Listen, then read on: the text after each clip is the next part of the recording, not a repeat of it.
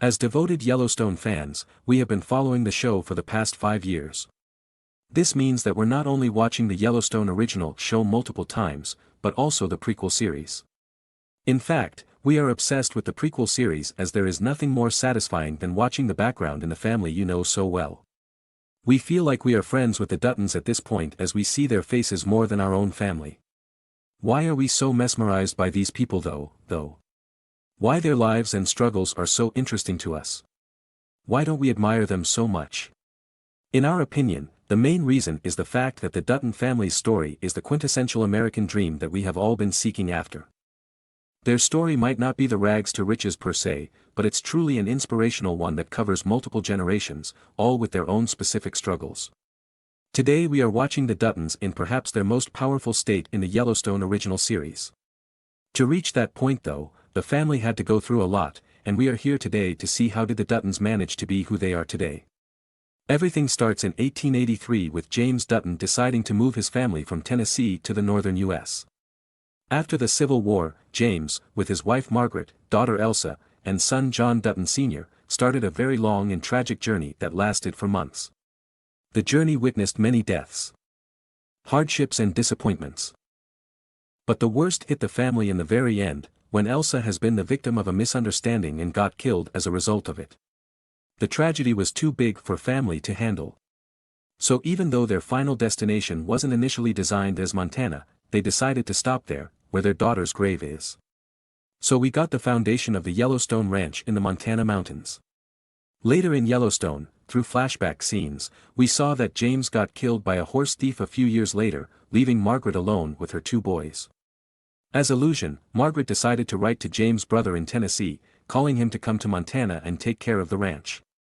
When Jacob Dutton came to Montana, though, Margaret was already dead due to cold weather.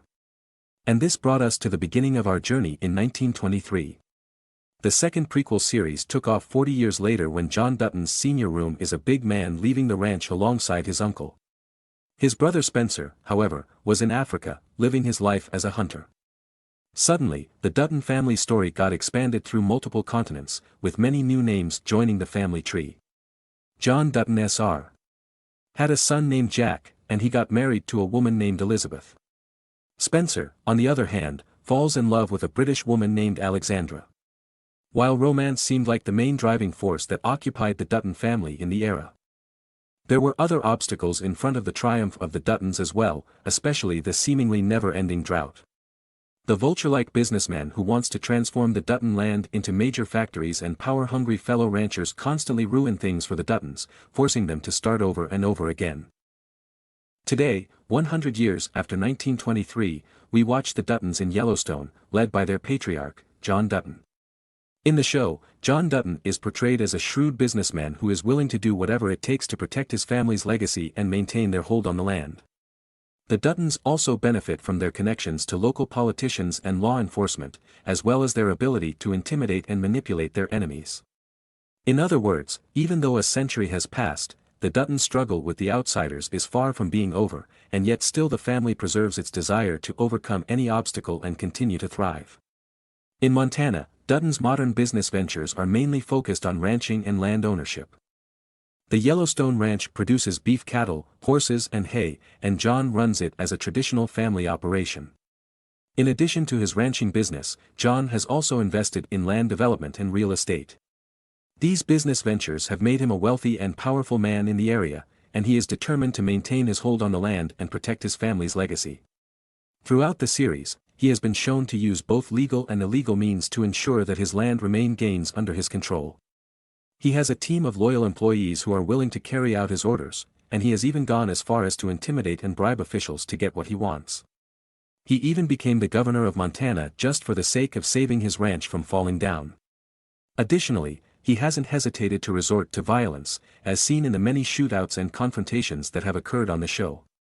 Now that we are in the midst of the 5th season of the series, we can see the signs of the Duttons going down once again, this time not because of the outside actors, but because of their inner family drama. Still, a part of us hopes that the family will survive this crisis as well and once again continue the cycle of facing troubles and overcoming them. In other words, in Duttons we trust all the time. How do you see the Dutton family's rise to power? Do you think the family is likely to survive whatever challenges they face? Let us know what you think in the comments box. So guys, before winding up, remember to like, subscribe, and thanks for watching.